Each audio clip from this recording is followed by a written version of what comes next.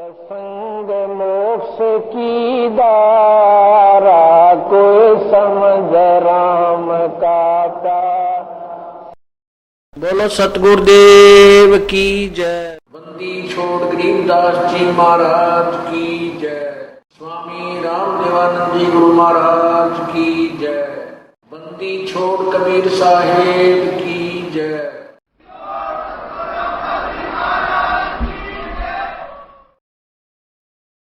पुण्यात्माओं,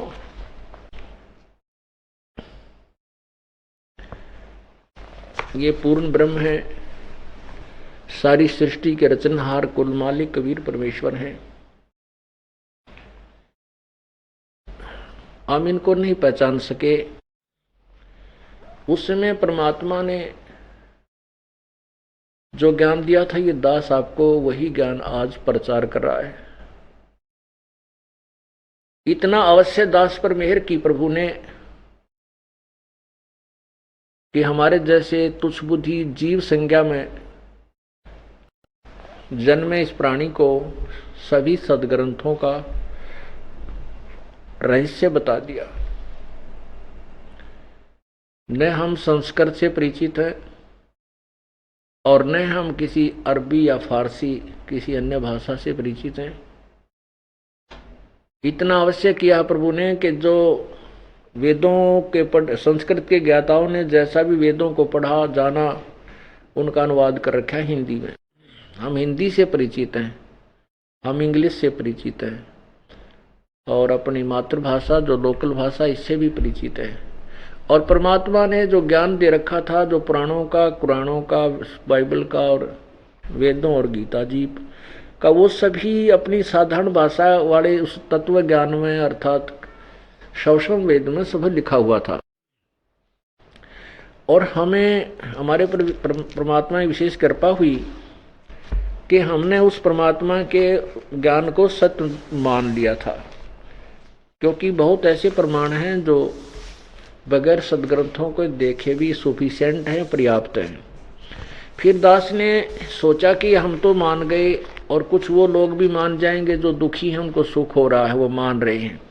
परंतु परमात्मा, ये तो वही कहानी फिर आ जाएगी, ये तो वही बात फिर दोहराई जाएगी। जो आप आए थे 600 वर्ष पहले, लोगों को सुख हुआ तो आपके साथ थे और किसी ने बदनामी कर दी आपको जो है के बारे में ऐसे ऐसे भ्रमणाएं फैला दी, तो फिर दूर हो गए, बात तो वही रह जाएगी। तो प्रभु ने एक दिन प्रेरणा की कि प्रभु ने जो ज्ञान दिया है परमात्मा ने, ये सत्य है, इसमें नो डाउट। जो कि कबीर वाणी, गरीबदास जी के सदग्रंथ, नानक साहिब की वाणी, जो भी संत उनसे परिचित हैं, उन्होंने एक ही आवाज लगा रखी है, एक ही सुर में बोले हैं सभी। उनका एक ही वाणी का जो उद्देश्य है एक जैसा है, एक ही ज्ञान है। तो जब ऐसे महापुरुष जिनको परमात्मा प्राप्त हुए और उनको उन्होंने एक जैसा ही कहा है, कबीर अल्लाह है, कबीर हक्का कबीर है, ये धारणक रूप रहा करतार, तो फिर भगवान ये है तो वेदों में भी मिलेगा, वेदों और गीता में भी होगा, इसका जरूर वर्णन होगा, ऐसा नहीं हो सकता। तो दास के ऊपर परमात्मा ने रजा की। सन 2000 में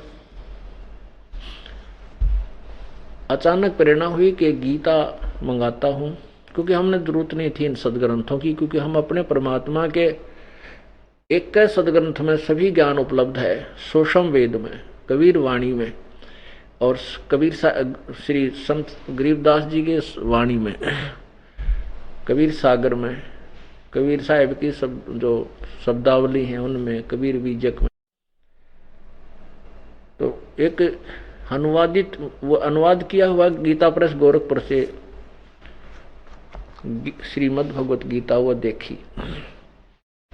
जब उसमें देखने लगा तो पता चला कि गीता ज्ञान दाता तो कहता है कि अर्जुन तेरे और मेरे बहुत जन्म हो चुके हैं, तू नहीं जानता मैं जानता हूं। तो उसमें हम समझते थे ये कृष्ण बोल रहा है। तो ये हुआ कि एक तरफ तो हम कहते हैं कृष्ण और ये अजरो अमर हैं, विष्णु भगवान का जो है ना सर्वशक्तिमान है, और ये कह रहे हम तो जन्म मृत्यु में हैं। फिर बहुत से ऐसे प्रमाण देखे कि गीता ज्ञान दाता कह रहा है कि तू उस परमात्मा की शरण में जा, उसकी कृपा से ही तू शाश्वत स्थान और परम शांति को प्राप्त होगा। तो मन में एक उमंग सी उठी कि बनेगी बात, गीता ज्ञान दाता से कोई और सुप्रीम पावर है, जिसकी तरफ गीता ज्ञान दाता भी संकेत कर रहा है। गीता जी अध्याय नंबर 18 के श्लोक नंबर 62 में कहा है कि अर्जुन तू सर्व भाव से उस परमात्मा की शरण में जा, उसकी कृपा से ही तू परम शांति और शाश्वत स्थान यानी सत्यलोक, सदा रहने वाले लोक को प्राप्त होगा।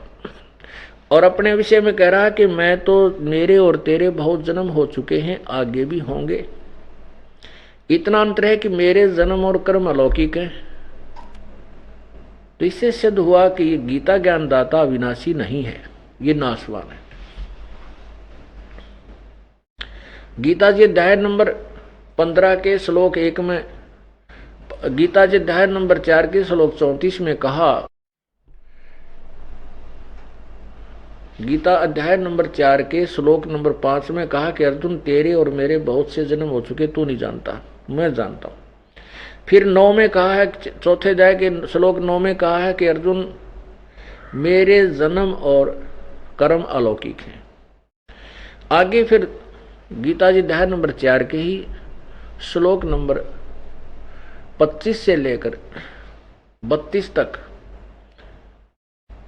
उसमें बताया गया है कि कोई तो परमात्मा की साधना ऐसे करता है, कोई हठ योग से करता है, कोई देवताओं की पूजा पर आधारित है, कोई कैसे करता है।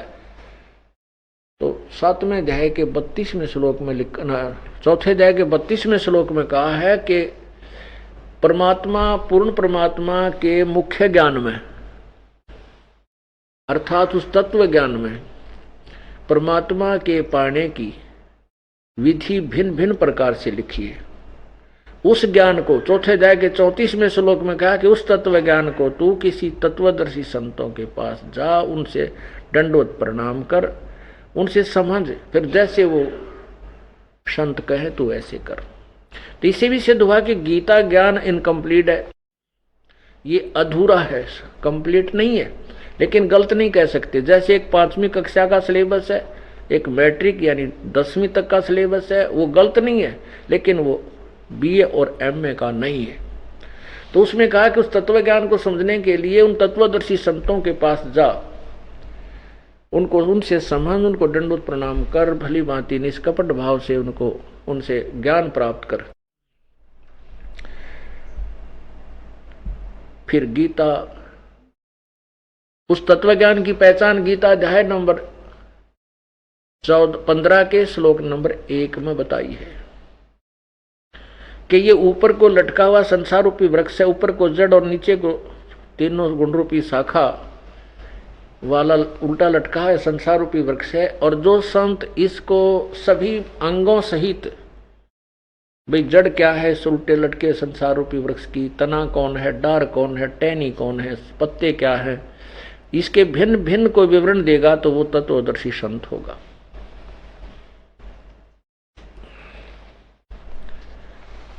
अब देखिएगा, ये गीता अध्याय नंबर 15 का मंत्र 1,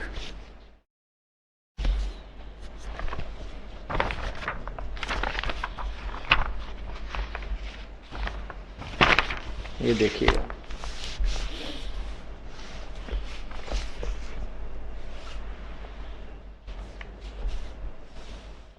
ये गीता प्रेस गोरखपुर से प्रकाशित है और जयदयाल गोविंद का इसका अनुवादक है। अध्याय नंबर 15 और ये देखिएगा अध्याय अथ पंचदशो अध्याय 15वां अध्याय। ये प्रथम मंत्र है, ऊर्ध्व मूलम अधः शाखम, ऊपर को मूल जड़ वाला, नीचे को शाखा वाला, अश्वतम प्राहु अवम छंदासी यस्य प्रणानी यह तम वेद स वेदवित। क्या बताया कि ऊपर को मूल जड़ वाला, नीचे को शाखा वाला, शाखाएं जिसकी हैं, और ये एक पीपल का वृक्ष है, अविनाशी संसार रूपी वृक्ष है। इसकी छंदासी यानी छोटे छोटे भाग हैं इसके, और पत्ते हैं। जो यह माने जो, तम माने उसे, वेद माने जानता है। स वेदवित, वो वेद के तात्पर्य को जानने वाला, यानी वो तत्वदर्शी संत है। स वेदवित, यहाँ देखिएगा। आदि पुरुष परमेश्वर मूल वाले, ऊर्ध मूलम, अध शाखम, ये इन्होंने गलत अनुवाद किया है। इन्होंने किया ब्रह्मा रूप मुख्य शाखा वाले, नहीं, अध माने नीचे को, इन्होंने मुख्य कर दिया अध का, नहीं। ये देखिए इन्हीं की भाषा में यहाँ अध माने नीचे, शाखा माने शाखा, अध माने नीचे। हम अपनी तरफ से नहीं, इन्हीं ऊर्ध्व माने ऊपर, ये ऊर्ध्व ऊपर, ये यहाँ फिर आइए, अध शाखा, ये ऊर्ध्व मूलम, आदि पुरुष परमेश्वर मूल वाले, यानी आदि पुरुष परमेश्वर रूपी ऊपर को मूल वाले, यहाँ लिखना था ऊपर को मूल वाले, ऊपर को जड़ वाले, ऊपर, ऊर्ध्व माने ऊपर, मूलम माने मूल, और अध शाखम नीचे को शाखा वाले। जैसे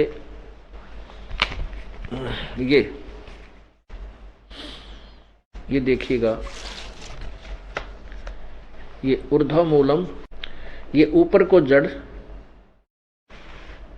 ऊर्ध्व मूलम, और नीचे को शाखाएं।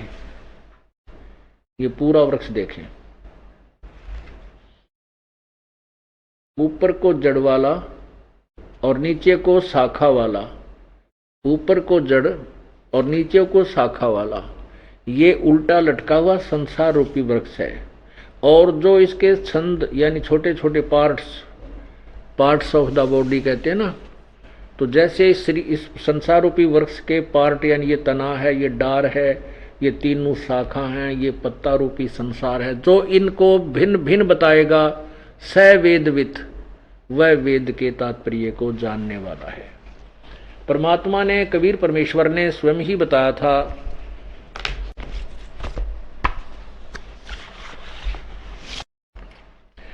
कबीर परमेश्वर ने स्वयं ही बताया था,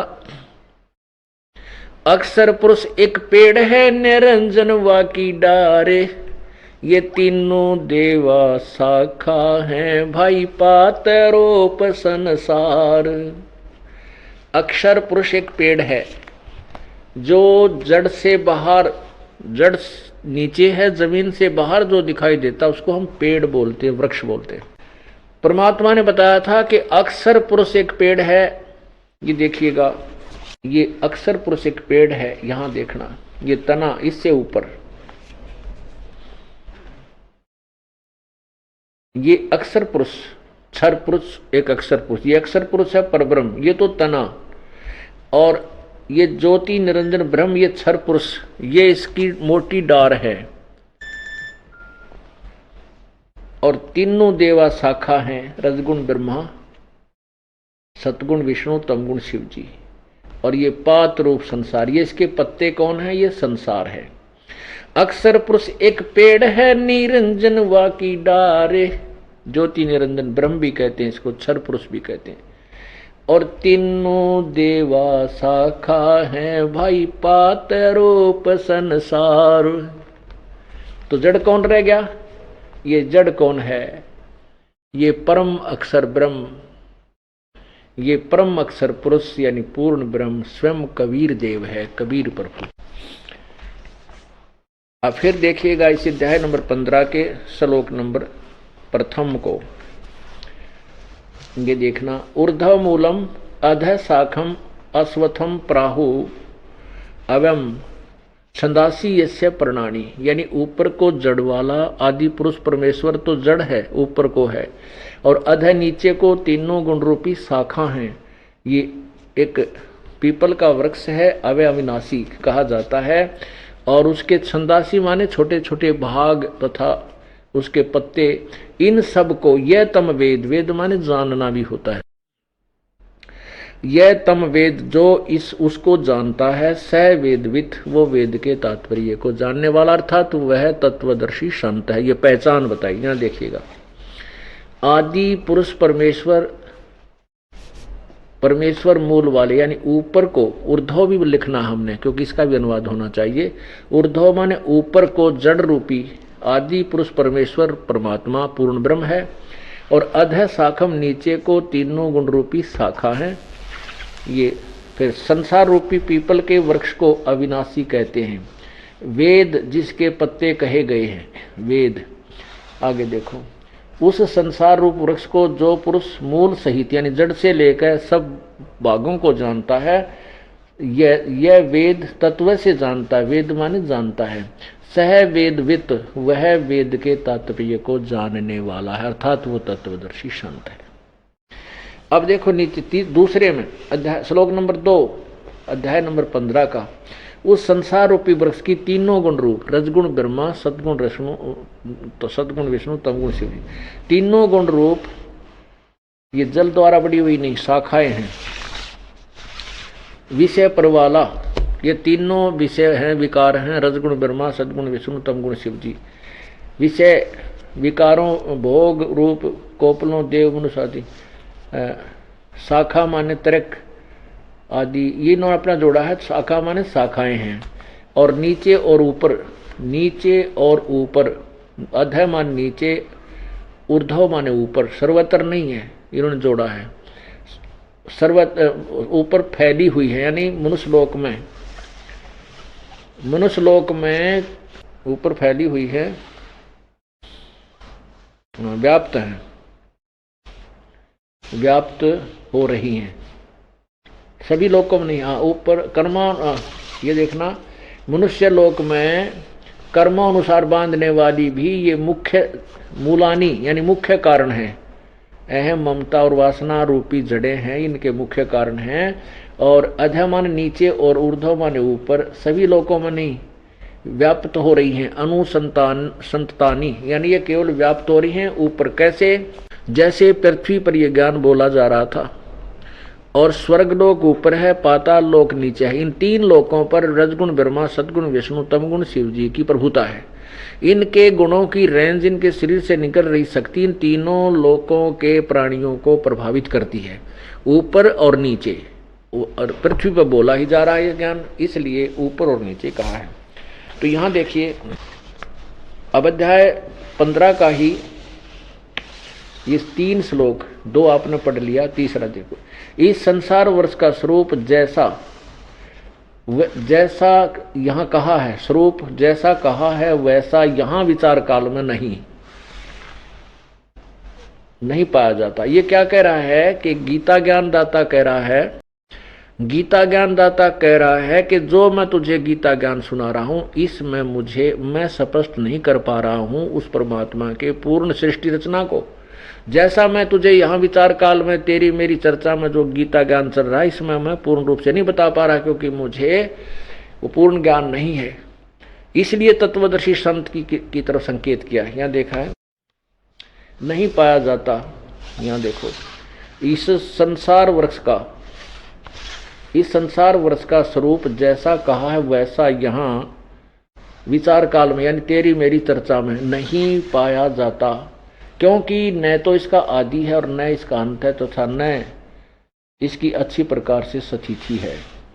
इसलिए इस विरोध मूलम यानी दृढ़ मूल वाले अर्थात तो उस संसार रूप सतलोक में जो कबीर परमात्मा रूपी जो भगवान है, उसको मूल वाले संसार रूपी वृक्ष को दृढ़ यानी सृष्टि रचना को समझो, दृढ़ वैराग्य रूप शस्त्र द्वारा काटकर, वैराग्य यहाँ है असंग शस्त्रेण, असंग का अर्थ है काटकर, अर्थात तत्व। क्योंकि वैराग्य कब होगा? जब हम तत्व ज्ञान सुनेंगे और फिर उस तत्व ज्ञान से प्रेरित होकर हम तत्वदर्शी संतों के पास जाएंगे, तलाश करेंगे, खोज करेंगे, फिर वो तत्व ज्ञान रूपी शस्त्र से कटेगा ये उलझेड़ा, ये उलझी हुई जो गुत्थी है उस तत्वदर्शी तत्व ज्ञान रूपी शस्त्र से काटकर, यानी जब वो तत्व ज्ञान समझ में आ जा, सब क्रियाओं को ठीक ढंग से समझ करे और सब संसार को मिथ्या जान के, उसके बाद क्या लिखा है काट कर चौथे अध्याय में 15वें अध्याय के चौथे श्लोक में, 15वें अध्याय के चौथे श्लोक में क्या कहा है ये आगे पढ़ते हैं।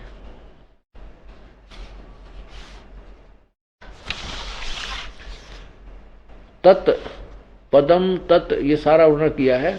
उसके पश्चात उससे परम पद रूप परमेश्वर को भली भांति खोजना चाहिए। तत्व ज्ञान समझ में आने के उपरांत फिर उसके पश्चात उस परम पद रूप परमेश्वर को भली भांति खोजना चाहिए, जिसमें गए हुए पुरुष यानी साधक फिर लौटकर संसार में नहीं आते और जिस परमेश्वर से इस पुरातन संसार वृक्ष की प्रवृत्ति विस्तार को प्राप्त हुई, अर्थात जिसने सारे ब्रह्मांडों की रचना की है, जिस भगवान ने संसार रचा है। इसे सिद्ध है गीता ज्ञान दाता भी सृष्टिकर्ता नहीं है, उसी आदि पुरुष नारायण की मैं शरण हूँ। गीता ज्ञान दाता कह रहा कि मैं भी उसी की शरण में हूँ। इस प्रकार दृढ़ निश्चय करके उसी परमेश्वर का मनन और निधिध्यासन करना चाहिए। अब ये बातें दास को खटकी कि गीता ज्ञान दाता कह रहा है कि वो तो परमात्मा कोई और है, उसका ज्ञान तत्वदर्शी संतों से प्राप्त करो और मैं भी उसी की शरण हूं। फिर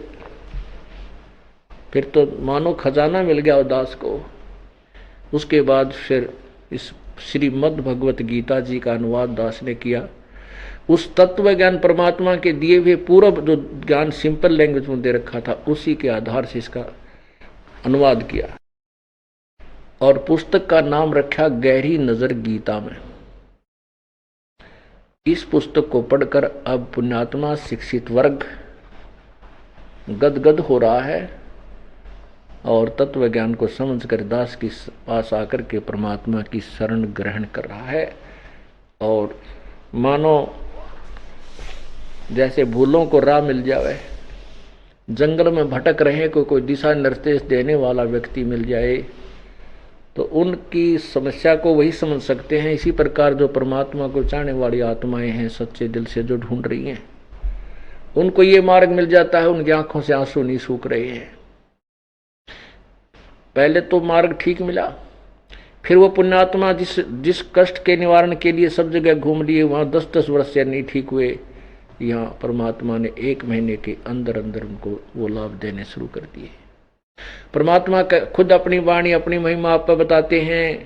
पर्वत पर्वत में फेरा कारण अपने राम, राम जैसे संत मिले जिन सारे सब काम। परमात्मा कहते भगवान के लिए तुम ना जाने कहां कहां घूम रहे थे। पर्वत पर जिसने भी जहां बता दिए वहीं पहुंच जाते थे, लेकिन उस भगवान जैसा संत मिला, उसने फिर सारे काम किए। तो वो संत, वो तत्वदर्शी संत परमात्मा का ही प्रतिनिधि होता है। परमात्मा कहते हैं मम संत मुझे जान मेरा ही स्वरूपम। ओए होए, मेरे संत को मुझे ही मान, मेरा ही स्वरूप समझ, क्योंकि उस परमात्मा की शक्ति उसी दास के माध्यम से आगे प्रसारित होती है। प्रभु का यह नियम है। तो पुण्यात्माओं, आपका कोई बहुत ही पुण्य उदय हुआ है जो आपको परमात्मा की शरण, आपका कोई बहुत ही पुण्य उदय हुआ है कि ऐसे गोरकल युग में और आपको भगवान मिलने जा रहा है। पुण्यात्मा रास्ता मिल गया तो भगवान मिल गया। हमने अपने घर का नक्शा देखा और अपने घर की तरफ हमें और मैप से मिल गया तो हम निर्भय होकर चल पड़े कि अब हम सही चल रहे हैं तो घर पहुंचेंगे। जब तक हमें दिशा ठीक नहीं थी, हम चल भी रहे थे, साधनाएं भी कर रहे थे, रास्ते में भटक भटक के वहीं रह जाते थे, वहीं रात हो जाती थी, पड़े रहते थे, यानी हमारा जीवन मनुष्य का समाप्त हो जाता था। अब परमात्मा कहते समझा है तो सिर दर पाऊं, बहुर नहीं रहे ऐसा दाव। ना तो बार बार मनुष्य जन्म मिला करता है, और मनुष्य जन्म मिल जाती है तत्व ज्ञान नहीं मिला करता। और अब भी आप पीछे रह जाओगे तो आप फिर बहुत पछताओगे। बोलो सतगुरुदेव सत साहिब।